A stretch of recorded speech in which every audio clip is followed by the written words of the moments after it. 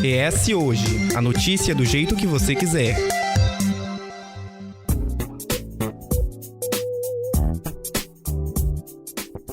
Demarcação de território, políticas públicas específicas, falta de fiscalização e preservação de costumes. Essas são algumas das discussões que juntas formam a pauta indígena no Brasil e no Espírito Santo atualmente. Em resumo, todas elas dizem respeito ao acesso aos direitos fundamentais que nós, enquanto cidadãos e sociedade, temos, e esses povos, enquanto originários, ainda mais. E por conta desse assunto em específico, é bom a gente destacar aqui a luta indígena se viu cada vez mais aguerrida frente ao judiciário brasileiro. Assim, o acesso à justiça dos povos indígenas se faz ainda mais necessário, já que, quando provocado, cabe ao judiciário se movimentar, a fim de garantir aos povos indígenas o que é seu por direito. Mas não é somente essa esfera de poder que a preservação, os direitos e as garantias conversam entre si. Por conta disso, o ES Ouve dessa semana aborda e discute as causas e as lutas indígenas. Com a gente, o advogado e pós-graduando em Advocacia Civil, Matheus Caetano Carnetti. Seja muito bem-vindo.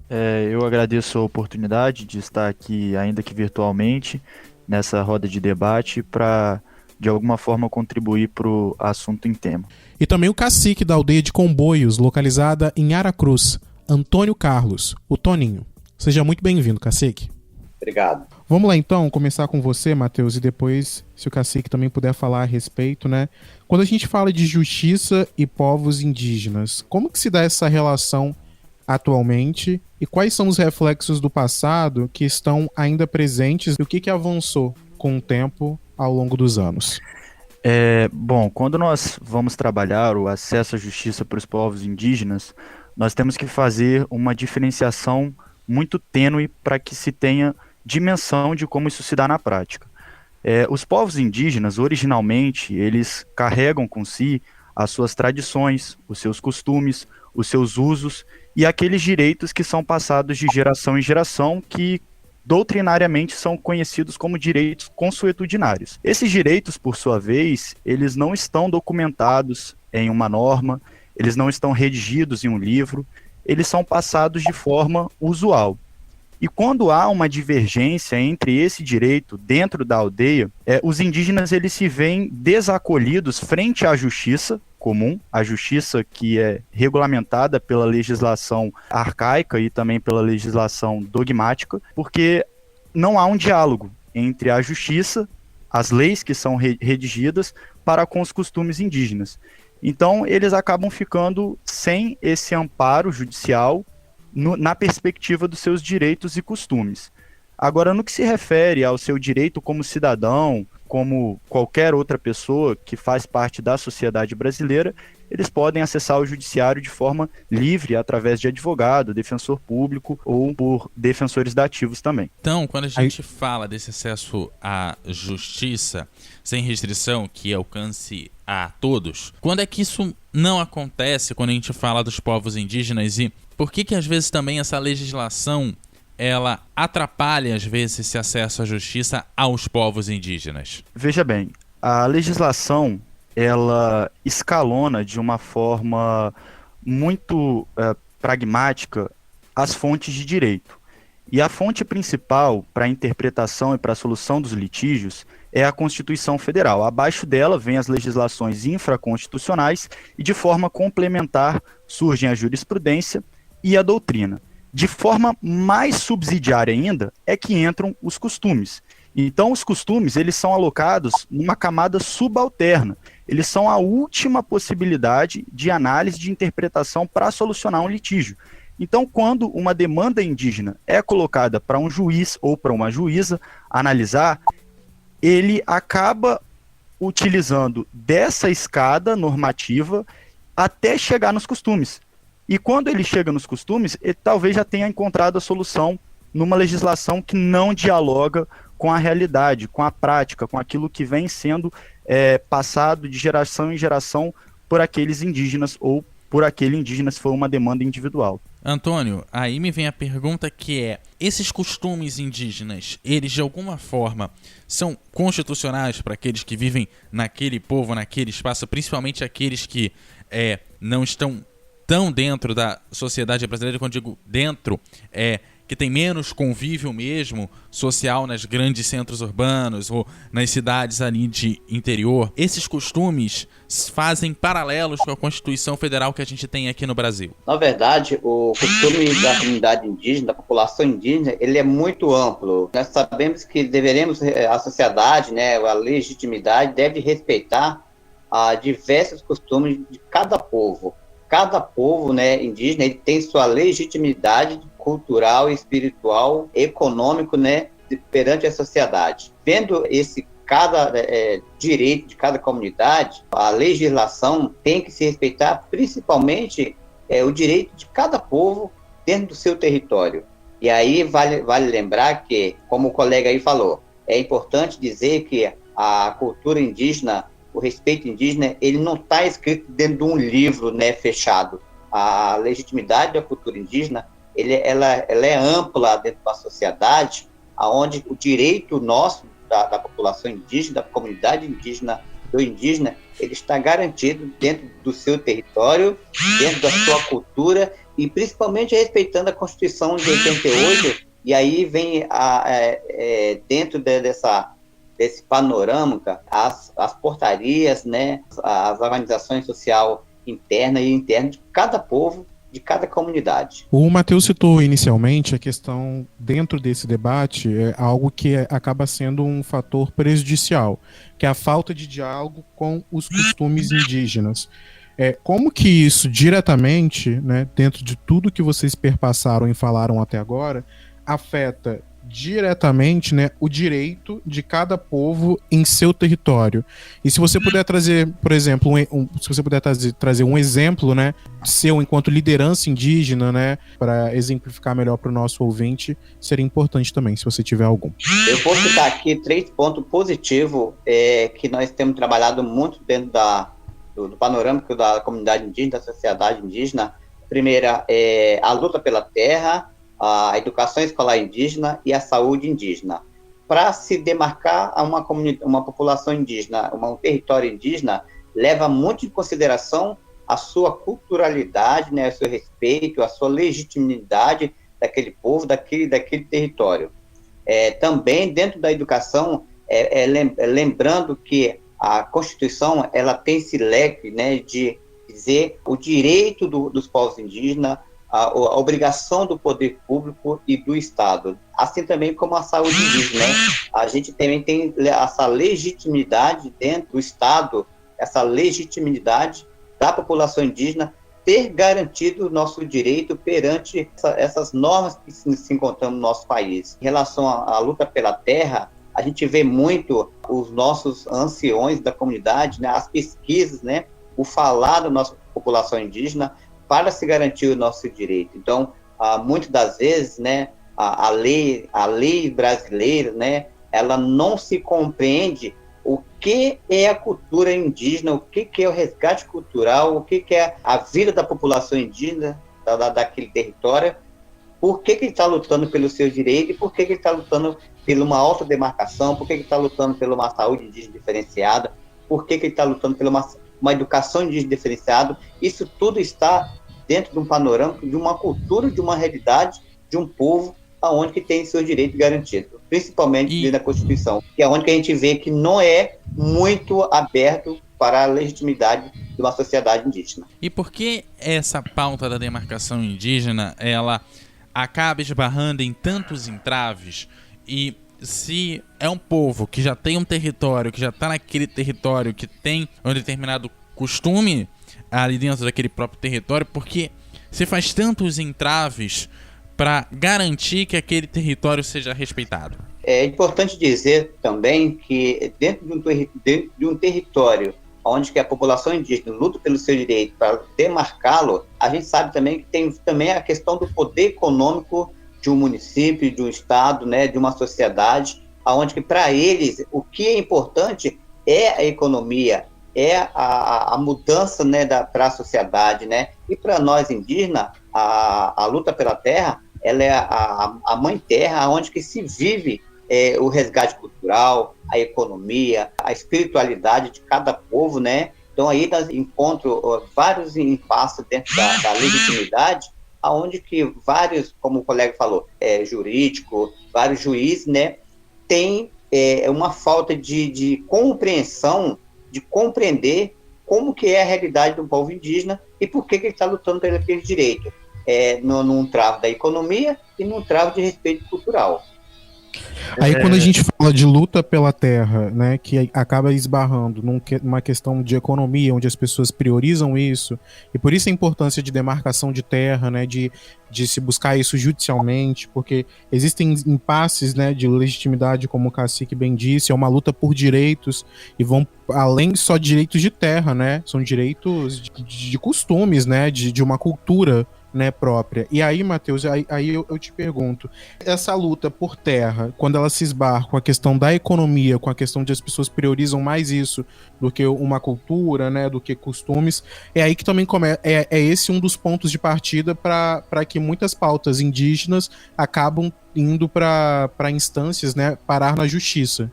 Na verdade, o ponto-chave que trata da demarcação de terras é que é um direito regulamentado pela Constituição Federal de 1988, de forma expressa, né, que os indígenas eles têm o direito de terem suas terras demarcadas, só que isso não se deu de uma forma muito lógica, porque a Constituição ela apenas assegurou esse direito, mas não regulamentou o procedimento como isso seria feito. Então isso fica a cargo dos órgãos públicos, e de governo em governo isso vai variando da maneira como vai sendo feito, porque uma vez que se trata de um ato deliberativo do governo público, na medida em que vai se alternando as lideranças que nele estão compostas, altera-se também a forma como essas demandas elas são tratadas.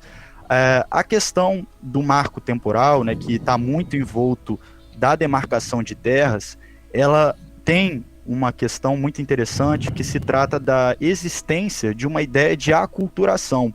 Muitas pessoas que defendem a não demarcação de terras dos povos indígenas entendem que os indígenas eles precisam ser inseridos na sociedade e não permanecer da maneira como eles são. É uma ideia de abandono de suas raízes. É como se os indígenas eles devessem entrar na sociedade, sendo que, na verdade, eles já a compõem, eles já fazem parte da sociedade, eles são brasileiros tal como nós. Então, o que muda é apenas uma atribuição histórica, né? Uma questão, até uma árvore genealógica, se nós pudéssemos dizer, das origens. Prevalece essa ideia de aculturação, de que o indígena ele deve abandonar essa ideia de que ele está preso à terra, de que a terra é somente dele, que a terra tem que ser demarcada, não demarcada para prevalecer um direito econômico, uma exploração econômica, o garimpo, muitas das vezes, ou a grilagem, por exemplo. E aí, já que você tocou nesse ponto, por que é tão difícil combater o garimpo?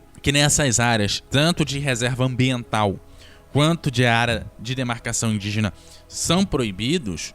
Por que simplesmente não chega, se observa o garimpo e fala: galera, sai daí que esse espaço vocês não têm o menor direito de utilizar esse espaço? E se perde tanto tempo discutindo, mas pode, não pode, ele já tá ali há um tempo, pode ficar, não pode ficar, vai tirar, não vai tirar? Por que não simplesmente determina: sai daí? Recentemente nós tivemos um caso bem emblemático no final do mês passado, em abril, né, da menina Yanomami, que foi severamente retirada da sua vida após ter sido estuprada, justamente pela presença do garimpo na região em que a sua comunidade vivia. Pouco tempo depois que aconteceu esse episódio, a comunidade indígena dos Yanomami, eles fizeram um ato cultural, inclusive deles, de se retirar daquela tribo, tacar fogo naquele espaço, que é um ritual até religioso por parte deles, e se dirigiram para uma outra localidade. Isso ganhou muita evidência nas redes sociais, inclusive nos canais de comunicação, que mostra exatamente a presença desse conflito que além de histórico, atual também, do garimpo nas regiões de indígena. E o que acaba acontecendo, na verdade, é uma falta de fiscalização.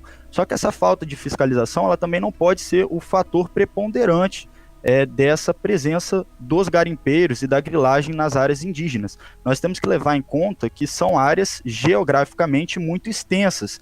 Então há necessidade também da participação intensiva da FUNAI, que é o órgão competente para cuidar da matéria indigenista no país. Então, não basta que a Polícia Federal, o Ministério Público Federal, a Polícia Rodoviária Federal, em alguns casos, atuem de forma incisa. A instituição que é investida para defender os povos indígenas, ela tem que ser muito mais do que presente. Ela tem que ser incisiva, ela tem que estar ali dialogando com as lideranças indígenas, anotando todas as denúncias que estão sendo feitas naquela área, levar em consideração todos os fatores históricos daquela região e fazer investigações que cheguem a conclusões contundentes, né? E não encerrar um inquérito ou uma investigação no prazo de 3 dias, né? Que foi o que aconteceu desse episódio no mês passado. Então, mas aí o que chega na minha pergunta é se um garimpo não nasce de um dia para o outro, ele leva um tempo. No momento que seja indígena, seja FUNAI, seja Polícia Federal, qualquer órgão identifique que está nascendo um garimpo ali, que está sendo construído um garimpo ali, não é... sai tanta... liminar, sai tanta coisa assim que impede que coisas aconteçam. Por que isso não acontece com a mesma rapidez, a mesma viabilidade para proteger essa terra indígena? Como eu falei, tem um fator geográfico, né, da questão da área ela ser muito extensa, então muitas das vezes quando você vai chegar naquele local, o garimpo ele já se retirou. Existem várias formas de garimpar uma área, né? Não é a minha especialização, mas o pouco que eu sei é que os garimpos, muitas das vezes, eles utilizam dragas em barcos, em embarcações. Então, eles conseguem facilmente se retirar de uma área, por exemplo, na região do Amazonas, com facilidade, nos afluentes dos rios. Muito mais fácil, não existe trânsito, não existe sinal. Então, é muito mais fácil você empreender uma fuga do que, por exemplo, de carro numa via comum, por exemplo. Quando muitas das vezes a denúncia ela chega para o órgão competente, do órgão competente se dirigir até aquela localidade para investigar aquele fato, o autor daquele fato já sumiu, só restam os destroços, a destruição que aquele garimpo deixou. Então, às vezes, você não consegue nem responsabilizar o agente que causou aquele fato, porque o agente simplesmente já sumiu, já não deu tempo, entende? Isso também perpassa uma falta de política pública, porque se você verifica que existe um histórico que se repete por várias vezes e que a sua raiz ela não é de fato erradicada, bom, pera lá, nós temos que pensar de forma inteligente, né? Se nós estamos enxugando o gelo, vamos tentar então elaborar uma política pública, criar uma sede da FUNAI de repente mais próxima dessas regiões com conflito, ou colocar um posto avançado de observação da polícia, utilização da tecnologia de drones, de aeronaves para sobrevoar esses locais e mandar em tempo uma equipe para investigar aquele local. Então essas são medidas que podem sim ser adotadas para evitar que esse histórico ele se perpetue por mais vezes e por mais episódios desastrosos, como nós estamos vendo, mas isso também depende 100% da política pública, né? E que vem da questão dos governos, né? Governos tanto estadual, municipal e federal. E aí quando a gente fala de um país grande, né, que nem o Brasil, né, com proporções continentais, a gente também fala de particularidades das regiões. Então a gente cita muito essas ações de garimpeiros em terras indígenas do norte, mas a gente também tem outras áreas no país que também são ocupadas, né, outras terras que também são ocupadas por povos indígenas, como é o caso aqui do Espírito Santo. O cacique Antônio vai poder falar com maior propriedade pra gente. E aí eu queria entender, cacique, de quais são... A gente fala muito desses conflitos nessas áreas da região norte do país, mas aqui no estado, especificamente, existem conflitos que trazem um alerta pra gente ficar com a lâmpada acesa, né? De ficar em alerta, de cobrar um monitoramento melhor, de cobrar uma segurança melhor para essas terras e para esses povos, né? O que o senhor pode trazer de informação pra gente em relação ao Espírito Santo, aos povos indígenas e às terras indígenas aqui em território capixaba? Então, aqui no Brasil e no Espírito Santo, o território indígena Tupiniquim-Guarani, daqui de Aracruz, do Brasil, nós somos os maiores do território que tem mais empreendimento dentro de territórios indígenas. Nós temos aqui no território indígena aproximadamente 38 empreendimentos. Desses 38 empreendimentos, 18 só no território indígena, aonde que eu sou cacique. Então, assim, a gente vive numa comunidade onde que é cercado de empreendimento, principalmente de gasoduto, de petrolífero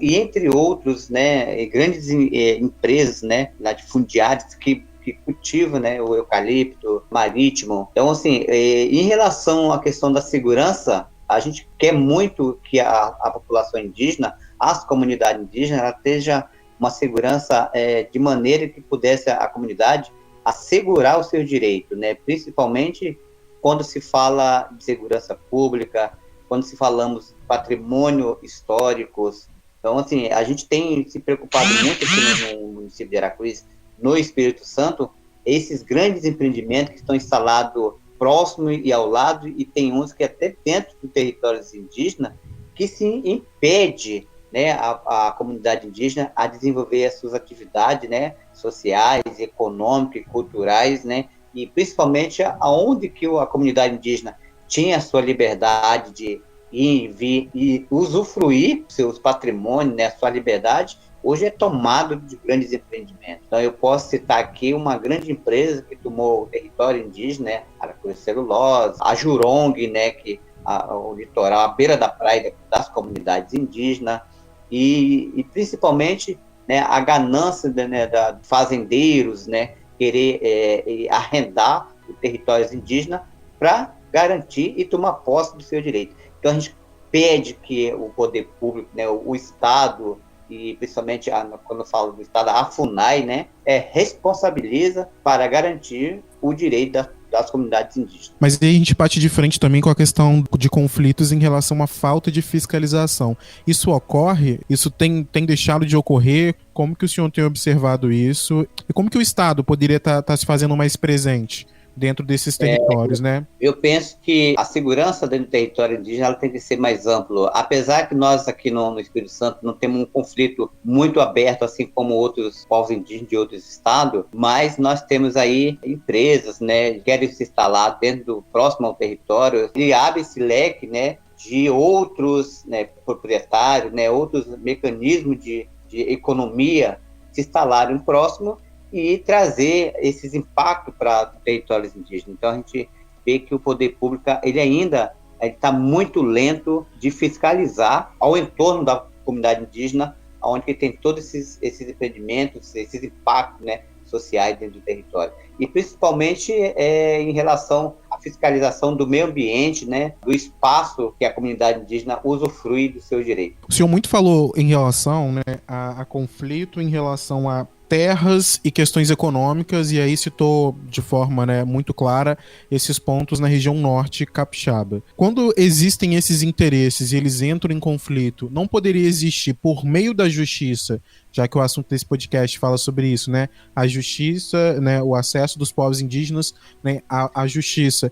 Não poderia haver, por exemplo, um pacto, algo que assim, vão existir danos, mas esses danos têm que ser reparados de tal forma, com investimentos aqui ou com uma reparação ambiental ali. De que forma o senhor pensa essas questões? Porque se existe algo voltado para a economia, que de certo ponto é importante para o Estado, mas aí a gente tem que olhar o contraponto do prejudicial para o meio ambiente e também para as terras indígenas, para os povos indígenas que ali habitam. Tendo um consenso por meio da justiça ou por meio do poder público, né, em geral, seja ele executivo, legislativo, tendo um pacto, né, de cooperação. Se eu prejudico dessa forma, eu tenho que reparar de outra forma. Isso não ajudaria até ser um modo de preservação da cultura, de preservação dos costumes indígenas? Na verdade, nós já temos isso, né, dentro do nosso território aqui no Espírito Santo, um termo assinado, né, entre as comunidades indígenas, liderança, FUNAI, Ministério Público, e os empreendimentos, né, eles têm assim, essa obrigação, esse dever de contrapartida, construir as condicionantes, né, de acordo com a realidade de cada comunidade indígena, pelos seus impactos causados pelo território. Também nós temos construído dentro dos nossos territórios indígenas aqui os ECIs, né, os Estudos de Componentes Indígenas, onde que é a base de fazer os PBAs, né, PBAs, que é o Plano Básico Ambiental, que nós vem desenvolver dentro dos territórios indígenas. Isso a gente vem fazendo,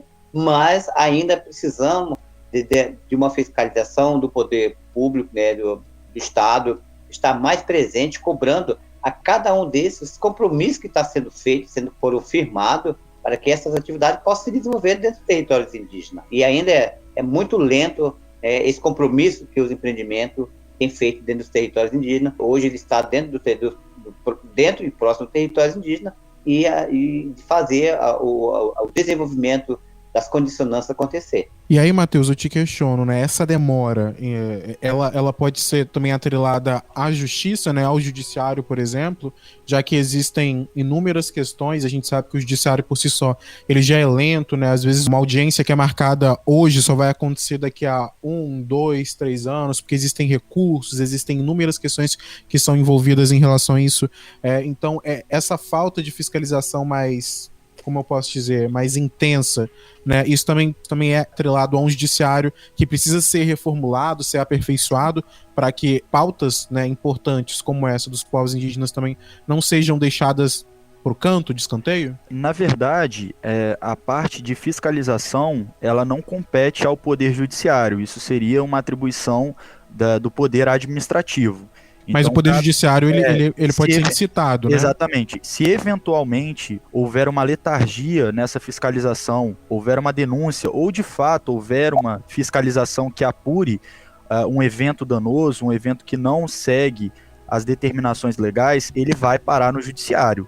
E aí, até ele chegar no Judiciário, isso já leva um certo tempo. No Judiciário, esse tempo, muitas das vezes, ele se quadruplica por diversos fatores. O primeiro deles é que o próprio judiciário, como você bem citou na sua provocação, ele por si só já é esgotado, né? Existem processos assim a perder de vista. Só que quando se trata de um processo que envolve uma causa indigenista, ele vai tramitar perante a Justiça Federal. Então ele sai um pouco dessa via mais afogada e vai para uma justiça um pouco mais célere no que se refere à prestação jurisdicional. Mas ainda assim, demanda um processo um pouco mais lento, porque envolve Ministério Público Federal. Muitas das vezes a FUNAI ela vai ser intimada para ser ouvida também nesse processo. As lideranças indígenas também participam como amicus curiae nesse processo. Então é um processo que, por natureza, ele vai demandar um certo tempo, dada a complexidade.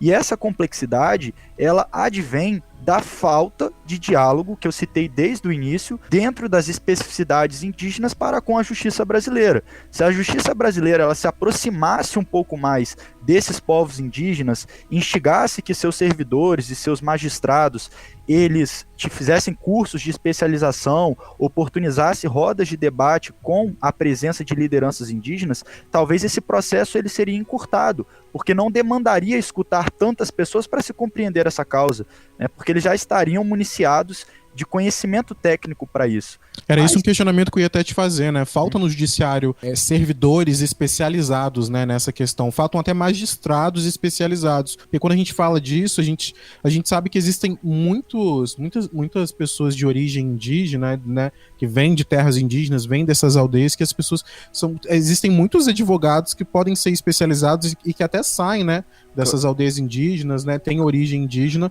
que poderiam muito bem servir como um suporte, né, para o judiciário, para fazer com que seja um processo cada vez mais, não só rápido, mas um processo cada vez mais lapidado, para que ele chegue no final com o intuito de que se o judiciário foi provocado por alguém, então que essa provocação seja aceita, que ela seja analisada de uma forma, né, em um tempo determinado, e que ela chegue como resultado em uma ação que surja em um efeito. Aqui eu faço duas advertências. De fato, existe um movimento que ainda é bem embrionário dentro da Justiça Federal, de aproximar os magistrados federais que cuidam, que têm a competência de julgar essas causas indigenistas, para que eles entendam. A Associação de Magistrados Federais, ela tem promovido alguns eventos, alguns podcasts tratando dessa matéria, mas dentro da urgência que se necessita para essas demandas, ainda é algo muito distante do ideal. Mas se nós olharmos para o passado, de fato já houve algum progresso, né? Lógico que a gente não pode desconsiderar aquilo que já foi feito de bom e que está sendo implementado, apesar de ser algo bem embrionário. Agora, no que se refere à participação de advogados indígenas, inclusive eu gostaria de citar aqui a Samara Pataxó, que é uma advogada, ela, se não me engano, é da Bahia. Ela é uma das idealizadoras da Articulação dos Povos Indígenas do Brasil, que se chama APIB. Ela tem a participação, essa instituição, de diversos advogados brasileiros indígenas que fazem o curso, passam na OAB e mantêm as suas raízes indígenas intactas, levantam as causas indígenas e defendem. Então, hoje se percebe, não somente na Justiça Federal, mas em todo o sistema de justiça, um pequeno movimento dentro, lógico, de cada particularidade, para que esse diálogo ele se torne mais presente. Ele não se torne um anseio, mas ele se torne uma realidade. Cacique, quando a gente fala para além disso, né, que o Matheus trouxe, né, ele citou muito bem essa questão da falta de diálogo, e a gente poderia ter, além de um diálogo maior com o judiciário, um diálogo maior com os demais poderes, ainda mais com o legislativo, porque é dali que saem muitos projetos de lei, muitas questões que envolvem, né, os povos indígenas e outras denominações, né, da nossa sociedade, enfim. Quais são as políticas públicas mais emergentes atuais em relação aos povos indígenas e o que tem de maior descaso que precisa de um olhar mais atento? A gente observa e vê que é a falta de conhecimento, né, da justiça, e também a devagareza, né, da justiça a resolver os problemas dentro dos territórios indígenas. Entre eles, alguns proprietários de terras que tem dentro dos territórios indígenas e aonde que a justiça, né, o Ministério Público, a Defensoria Pública, elas são muito atuantes dentro das terras indígenas, principalmente aqui no Espírito Santo. Só que há uma vagareza, né, dentro do processo, né, de resolver os problemas, né, de legitimar a população indígena, né, e assim, a gente vê que precisa ser mais ágil nas atividades, né, nas discussões para as comunidades indígenas. A gente tem visto aí que nós temos aí vários termos para ser cumprido, né. Nós temos aí um problema seríssimo com a Vale do Rio Doce, com o PBA, que está demorando, tem 11 anos, e a gente vê a demoralidade, né, do poder público fazer a empresa cumprir com as suas obrigações. Nós estamos aí também com outras demandas dentro do território, né, em relação ao rompimento da barragem de Fundão, que atingiu as nossas comunidades aqui, aonde também a gente vê a demoralidade, né, do poder público, né, do Estado, fazer a empresa cumprir com as suas obrigações. Então, a gente vê que há essa demora dentro do território indígena, porque aí no começo que o colega falou, né, que a gente tem momento que a comunidade indígena ela opta por até ter um jurídica particular que a gente não é impedido de você procurar, mas a gente tem os nossos advogados do Poder Público, né, o Ministério Público, Defensoria Pública da União, Defensoria Pública do Espírito Santo, do Estado, né? Então a gente vê essa demoralidade do Poder Público, da Justiça, a resolver os problemas das comunidades. E diante do que a gente conversou aqui hoje, né, só para a gente encerrar agora, né, com um olhar para o Matheus e um olhar do Antônio para o debate daqui em diante. A gente começa com você, Antônio, e depois o Matheus fala. Como que você enxerga esse debate de uma forma bem rápida mesmo, né, de agora em diante? A gente falou que muitas coisas avançaram, mas precisa avançar ainda mais. Então, como que você enxerga esse debate, esse assunto para o futuro, para os próximos anos? Eu quero aqui, primeiramente, agradecer o Matheus, que que fez essa ponte aí, essa interlocução para a gente estar discutindo, né, vendo essa demanda e divulgar as nossas dificuldades, né, a nossa ansiedade do nosso direito. Eu penso que, assim, a primeira escada, né, que a gente está subindo agora, para a gente começar a pensar qual maneira que a população indígena, né, a comunidade indígena, ela tem que avançar em busca do seu direito.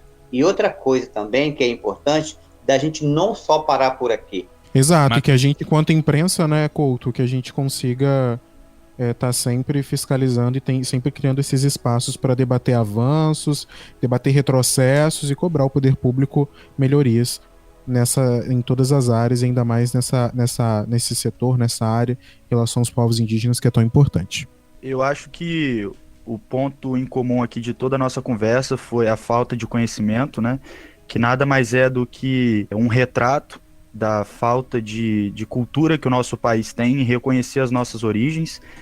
Muitos acham que o país ele começou em 1500, o que é uma grande inverdade. O Brasil ele começou muito antes disso, ele só não era regulamentado por um governo centralizado, mas cada tribo indígena possuía ali sua organização, sua estrutura, sua religião.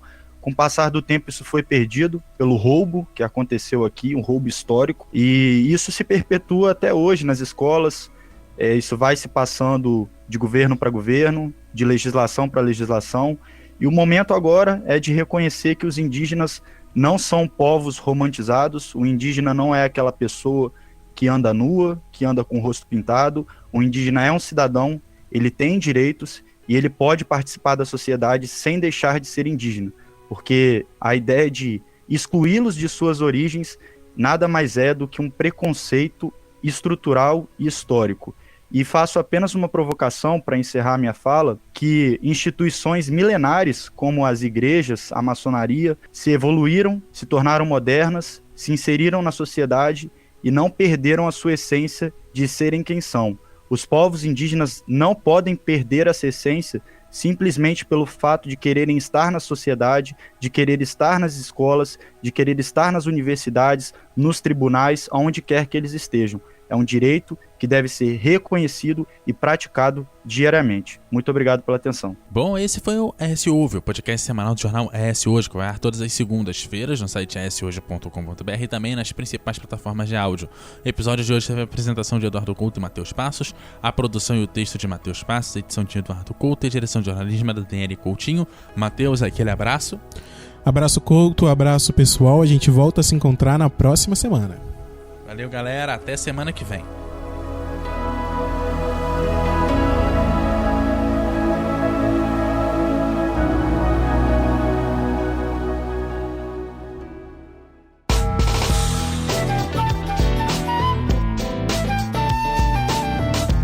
Você encontra o ES Hoje nas redes sociais, @ES Hoje, e também no canal do YouTube e no site eshoje.com.br.